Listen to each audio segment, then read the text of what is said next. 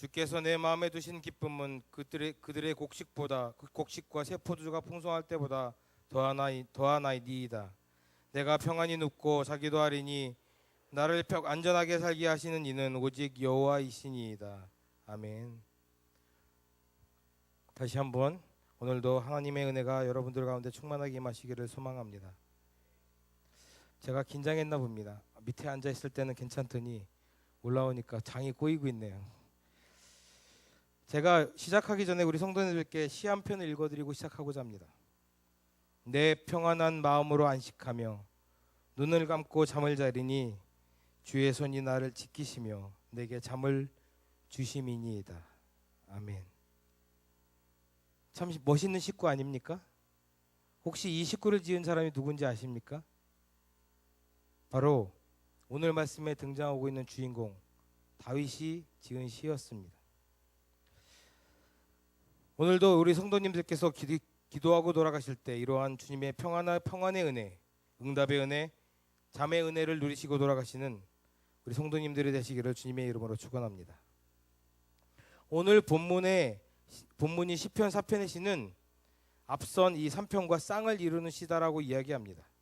그래서 3편을 아침의 시, 그리고 4편을 저녁의 시다라고 부르고 있는 것입니다. 어쩌면 시라고 하기보다는 이것은 노래라고 해야 옳을 것 같습니다.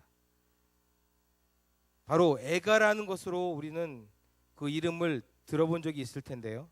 애가는 바로 사랑의 노래라고 할 수 있겠습니다. 혹시 이 자리에 계신 분들 중에 찬양을 만드시고 싶은 분들이 계신다면 이 시편을 가지고 찬양을 만드시면 아주 은혜로운 찬양이 될 겁니다. 아멘. 괜찮아, 알았지? 오늘 본문의 말씀은 먼저 간구의 기도로 시작하고 있는 것들을 볼 수 있게 됩니다. 늘상 들어오던 이 기도에 대한 말씀이겠구나라고 여러분들이 생각하고 계신다면 이 자리는 여러분들에게 아무 의미가 없는 자리가 될 것입니다. 오늘 여러분들이 함께 듣고 있는 이 말씀, 기도를 이야기하고 있는 이 말씀을 통해서 이 세대가 변화되고 이 나라가 변화되었고 이 민족이 하나님을 믿는 민족이 되었다는 것을 여러분 꼭 기억하시기를 바랍니다. 오늘 따라서 마음을 열고 마음을 다해서 하나님의 말씀을 듣고 은혜를 받고 돌아가시는 여러분들이 되시기를 소망합니다. 오늘 설교 제목은 나의 피난처, 나의 구원자, 오직 하나님이란 제목으로 여러분들과 말씀을 나누고자 합니다. 먼저 이 시의 상황에 대해서, 시대적 상황에 대해서 설명하자면 다윗은 분명 공경한 상황에 처해져 있는 것이 분명합니다. 여러분들이 너무나 잘 아시다시피 사무엘상에 보시면 이 다윗이 자신의 아들 압살롬으로 인해 고난을 당하고 어려움에 당하고 있는, 그래서 쫓기는 신세가 되어버리는 그러한 것들이 나와 있는 것들을 우리는 볼 수 있게 된다는 것이지요. 자신의 아들뿐만 아니라 수없이 많은 이 귀족들과 신하들에게 쫓기는 상황이었다라는 것입니다. 그에게는 참으로 그의 인생에서 가장 최악의 상황이 아닐까 생각이 됩니다. 여러분들이 알고 계시던 다윗의 모습이 어땠습니까? 다윗은 그의 나이가 시작될 때부터 그가 하나님으로부터 기름을 부음 받고 시작된 이후로부터 그의 인생은 어찌 보면 도망자의 인생이었다고 해도 과언이 아닐 것입니다. 너무나 오랜 시간을 도망자의 모습으로 살아갔고, 그리고 하나님이 연단하시는 그 오랜 시간 동안 그 연단을 이겨내고 이제 왕위에 올라서 하나님의 말씀을 이루고자, 그것을 이루어 나가고자 하고 있는데, 오늘 본문 말씀은 이러한 다윗에게 다시 한번 그가 그렇게나 정말 진저리나게 싫어하던 그러한 모습이었던 도망자의 신세의 모습이 또다시 그에게 재현되고 있다는 것입니다. 그것도 모자라서 그 도망자를 만들고 있는 주체가 바로 자신의 아들이었다는 것이죠. 아마도 다윗에게는 정말 견디기 힘든 어려운 시간이었을 것입니다. 그런 상황에서 다윗은 그 역경의 상황을 하나님께 아뢰고 응답받는 시가 바로 여러분들이 어제 들으셨던 시편 3편의 말씀이라는 것입니다. 그리고 오늘 여러분들과 함께 나누고 있는 이 시편 4편의 말씀은 이 압살롬의 반역으로 도망을 가서 앞을 알 수 없는 그러한 역경과 어려움 속에 있는 다윗이지만 결국 하나님이 세우시고 택하신 다윗이었기에 분명하게 하나님이 다윗을 도우실 것이라는 하나님의 신실한 그 구원의 확신을 담고 있는 것이 바로 이 시편 4편의 말씀이다라는 것입니다. 오늘 본문에서 다윗은 하나님 앞에 이렇게 간구하며 시작합니다. 내 의의 하나님이여 내가 부를 때에 응답하소서. 곤란 중에 내가 나를 너그럽게 하셨사오니 내게 은혜를 베푸사 나의 기도를 들으소서. 공의의 하나님, 내가 주님 앞에 기도할 때 나의 기도에 응답하여 주시옵소서. 이렇게 어려운 상황 속에서도 주님은 나를 주님 앞에 기도하게 하심으로 내 마음을 너그럽게 하셨사오니 나에게 주님의 은혜로운 임재를 더하셔서 나에게 나의 기도를 들어주시옵소서. 다윗은 하나님 앞에 이렇게 고백하고 있다는 것입니다. 다윗은 지금 자신이 처한 이러한 역경과 고난의 상황을 하나님께서 구원해 주실 것이라는 것에 대한 분명한 확신이 있었습니다. 자신에게 늘 에베네셀 하셨고 그리고 함께하고 계셨던 그 임재의 하나님께서 지금까지 자신을 지키셨던 것처럼 구원해 주시고 앞으로도 자신을 이끌어 주실 것이라는 굳은 신뢰가 있었기에 그는 오늘 1절 서두에서 분명하게 하나님 앞에 기도하고 있는 것입니다. 우리는 흔히 어려움이 생기면 인간적인 방법으로 이 방법 저 방법 써보다 그도 안 되면 정말 그래서 막다른 골목이 되면 그때서야 하나님을 찾아오는 경우가 다반사입니다. 또 어떤 사람은 자신의 어려움이 생겼을 때 하나님 앞에 자신의 문제를 아뢰기는 하지만 그분이 자신의 그 문제에 직접적으로 개입하셔서 하나님이 역사하시고 그것을 이끄실 것이라는 그 확신을 갖기보다는 인간적인 모습으로 이렇게 하면 될까 저렇게 하면 될까 인간적인 방법을 찾는 것이 우리들의 모습이고 우리들의 믿음의 모습이라는 것이 우리가 현재 가지고 있는 믿음의 모습일 것입니다. 그런데 오늘 본문 말씀 속에서 다윗은 이런 우리들의 모습 속에 우리들에게 교훈의 메시지를 던지고 있는 것들을 보게 됩니다. 가장 먼저 그리고 가장 절실히 가장 위급한 상황에서 전적으로 하나님을 의지하고 하나님 앞에 아뢰고 있는 그러한 모습을 볼 수 있게 된다는 것이죠. 오늘 1절 말씀 속에 보면 간구하는 단어인 이 응답하소서, 들으소서라고 말하고 있는 것들을 보면서 우리는 그가 온전히 하나님께로 향하고 있는 것들을 알 수 있게 된다는 것입니다.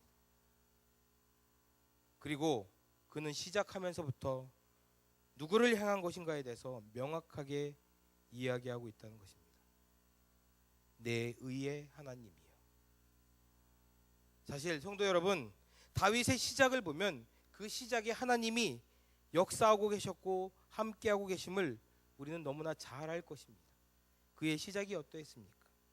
또 다윗의 인생을 보면 모든 순간순간마다 하나님이 주도하고 계셨고 또 모든 순간순간 그 어려움과 역경마다 하나님은 매 순간 그에게 나타나셔서 그의 역경과 고난을 기회와 역전의 발판으로 바꾸셨던 것들을 우리는 볼 수 있게 됩니다. 그리고 오늘 본문 말씀 속에서 이번에도 하나님은 나의 기도를 들으시고 응답하실 것에 확신을 가지고 다윗은 하나님 앞에 서고 있는 것들을 보게 됩니다. 나의 의의 하나님이요. 하나님은 다윗은 하나님 앞에 나의 의의 하나님이요 라고 고백하면서 하나님 앞에 서고 있다라는 것이죠. 따라서 다윗은 자신의 시작이 바로 하나님으로부터 시작되었고 하나님으로부터 진행되었고 하나님으로 귀결된다는 것을 너무나 잘 알고 있었다는 것입니다. 그렇기 때문에 내가 부를 때, 내가 부르짖을 때 하나님 나의 기도를 들으소서라고 오늘 본문 말씀에서 간절히 기도하고 있었다라는 것입니다. 사랑하는 성도 여러분, 오늘 이와 같이 하나님 앞에 고백할 수 있는 믿음을 가지신 우리 성도님들이 되시기를 주님의 이름으로 축원합니다. 뒤이어 2절의 상황을 보면 좀 생뚱맞은 부분이 없지 않아 있는 그런 말씀이다라고 우리 성도님들이 생각할 수 있겠습니다. 2절 말씀 다 같이 읽어보겠습니다. 시작.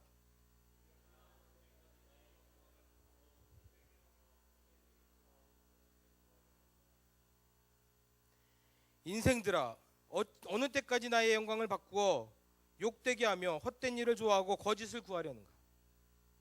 앞선 말씀에서는 내 의의 하나님이여 나를 구원하소서라고 고백하고 있는 이 다윗이 2절 말씀에 가서는 갑자기 인생들아, 어느 때까지 나의 영광을 바꾸어 욕되게 하며 헛된 일을 좋아하고 거짓을 구하려는가? 라고 말하고 있는 것들을 우리는 보게 된다는 것입니다.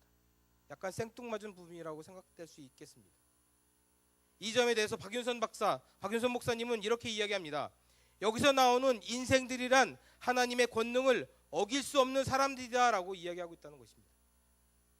이것을 쉽게 이야기하면 여기서 말하는 인생들이라는 것은 하나님의 권능을 결코 이길 수 없으며 하나님 앞에 그 권능 앞에 무릎을 꿇을 수밖에 없는 자들이라는 그런 의미를 담고 있다는 것입니다.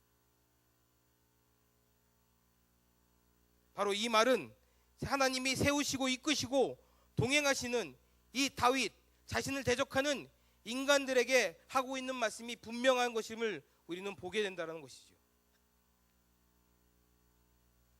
그러나 오늘 본문 말씀 2절에서 이야기하고 있는 이 다윗이 이끄는 이 자신들을 대적하고 있는 이 인생들에 대해서 이야기하고 있는 것은 비단 자신을 대적하고 있는 이 인물들에서만 대해서만 이야기하고 있는 것은 아닙니다. 그것을 알아볼 수 있는 말이 3절에 드러나고 있는데 3절에서 보면 그는 자신을 하나님께서 자기를 위해서 자신을 세웠고 그렇기 때문에 자신을 대적하는 자들을 위해서 하나님은 다윗 자신의 기도에 응답하시고 들을 것이다 라고 분명하게 힘주어 이야기하고 있기 때문이라는 것이죠.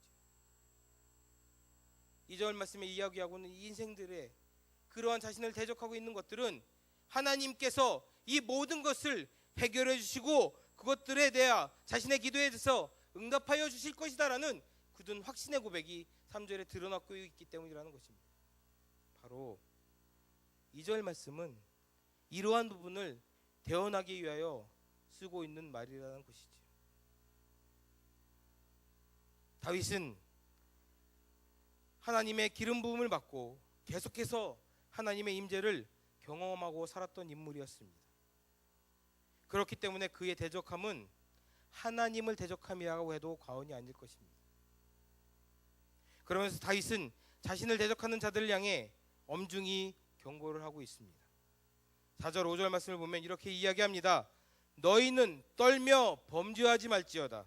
자리에 누워 심중에 말하고 잠잠할지어다 셀라. 의의 제사를 드리고 여호와를 의지할지어다. 아멘. 사랑하는 성도 여러분, 오늘 이 자리에 나오신 여러분 또한 하나님께서 여러분들의 기도를 들어주실 것임을 믿고 나왔을 것입니다. 만약에 이 자리에 있는데도 그것을 반신반의하고 있는 분이 계시다면 지금 이 시간 당장 주님 앞에 회개하시고 주님 앞에 나를 내려놓아야 할 것입니다. 그 어떠한 역경기 속에서도 다윗은 하나님이 자신을 세우시고 이끄시고 동행하실 것임을 의심하지 않았습니다. 그래서 그 엄청난 고난과 역경 속에서도 감사와 기도와 찬양을 드릴 수 있었던 것이었습니다. 우리의 모습은 어떻습니까? 우리는 이 시간 우리의 문제와 어려움 속에서도 하나님 앞에 감사와 찬양과 기도를 드릴 수 있는 그러한 믿음의 모습이 되고 계십니까? 어려운 기도의 제목과 나에게 어떤 모습의 환난과 역경에 나를 온전히 하나님 앞에 드리고 있는지 다시 한번 우리는 이 시간 생각해 보아야 할 것이라는 것입니다. 작게 보아서는 하나님을 너희들이 두려워하여 삼가 신중하고 잠잠하여 내 심사를 하나님 앞에 아뢰라고 말씀하고 있는 것이며 크게는 너희는 하나님 앞에서 분을 내어 죄짓지 말라라고 이야기하고 있다는 것입니다. 다윗과 함께한 자들이 다윗의 입장에서는, 그리고 그들의 입장에서는 정말 오늘 본문의 말씀의 이 상황은 정말 납득도 가지 않고 정말 억울한 상황일 것이 분명할 것입니다. 왜 그렇게 했습니까? 자신이 따르고 있던 다윗 왕의 아들이었습니다. 그리고 자신들이 그 다윗의 아들이었던 압살롬을 처단하려 하고 그것에 대해서 반발하려 하자 다윗은 미온적인 태도로 일관하고 있는 것들을 보게 됩니다. 평생을 걸고 따라왔던 이 다윗을 따라왔던 그들에게 다윗은 이러한 모습으로 일관하고 있다는 것이죠. 그렇기 때문에 그들은 가슴속에 울분과 분노가 가득 차 있었을 것입니다. 그런 그들에게 다윗은 너희들은 성내지 말고 잠잠할지어다라고 이야기하고 있다는 것입니다.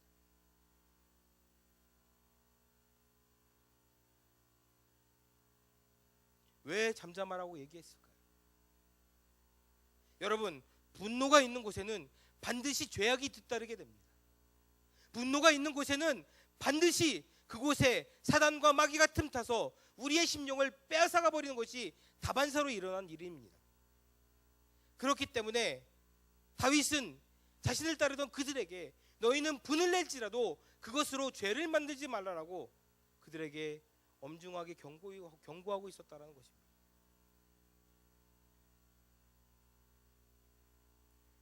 한마디로 분이 넘쳐나게 되면 결국 원망과 불평불만을 하게 되고 결국 그것이 하나님 앞에 불순한 믿음을 가진 자의 모습이 되어버린다는 것을 다윗은 너무나 잘 알고 있었기에 오늘 자신을 따르는 자들에게 이렇게 이야기하고 있다는 것입니다.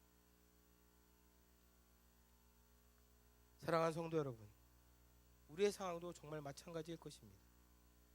내가 납득할 수 없고 왜 내가 이런 고통을 겪는 것이냐고 이야기하고 있는 그러한 어려움과 고난이 나에게 오고 있는 이러한 상황 속에서 과연 나는 분을 내지 않고 불평불만을 하지 않을 수 있는 그러한 믿음의 모습이 되고 있는지 여러분들은 우리의 믿음을 다시 한번 되돌아보아야 할 것입니다. 다윗은 그런 우리들에게 분명하게 힘주어 말하고 있습니다. 분을 낼지라도 죄를 짓지 말아라.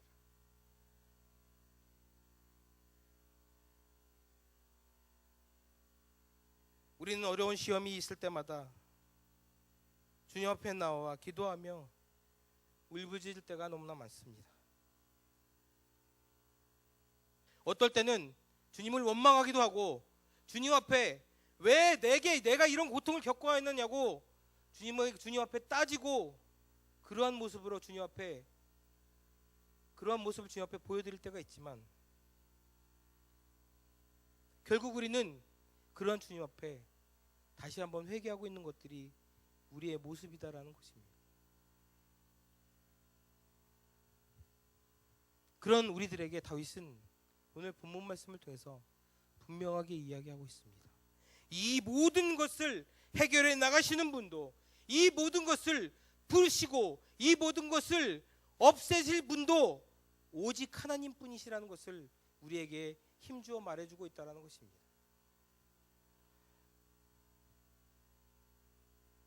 아무리 답답하고 억울할지라도 다윗은 이 심사를 죽게 하려서 주님께서 이 심사를 풀어가야 하는 것이 옳다라고 우리들에게 힘주어 말하고 있다는 것이지요. 잠언 14장 17절 말씀에 보면 이렇게 이야기하고 있습니다. 노하기를 속히 하는 자는 어리석은 일을 행하고 악한 기교를 대하는 자는 미움을 받느니라. 전도서 7장 9절 말씀에 보면 이런 말씀으로 되어져 있습니다. 급한 마음으로 노를 바라지 말라. 노는 우매자의 품에 머무름이니라. 아멘. 사랑하는 성도 여러분, 내가 어려움이 있다 할지라도, 내가 고난이 있다 할지라도, 내가 정말 주님 앞에 정말 내 심사를 정말 따지고 고백하고 아랠 게 있다 할지라도 이 시간 노하기를 더디하고 주님 앞에 온전히 내 심사를 아뢰 수 있는 여러분들이 되시기를 소망합니다.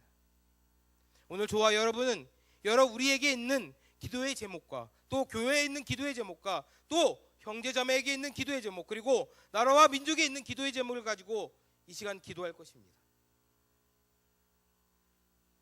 우리가 기도할 때 분명 우리는 오늘 시편 4편의 이 다윗의 이야기를 마음속에 상기하며 기도해야 할 것입니다.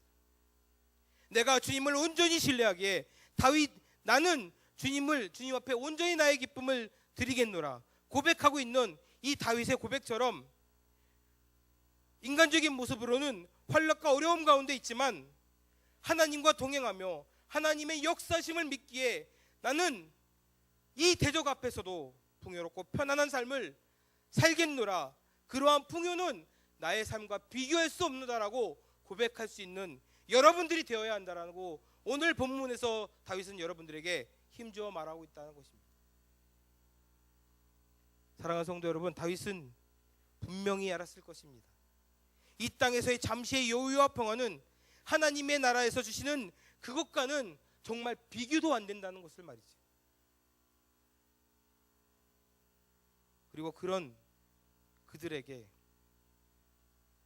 다윗은 마지막 8절 말씀을 통해서 자신의 마음을 하나님 앞에 고백하고 있는 것을 보게 됩니다. 8절 말씀 다 같이 한번 읽어볼까요? 시작.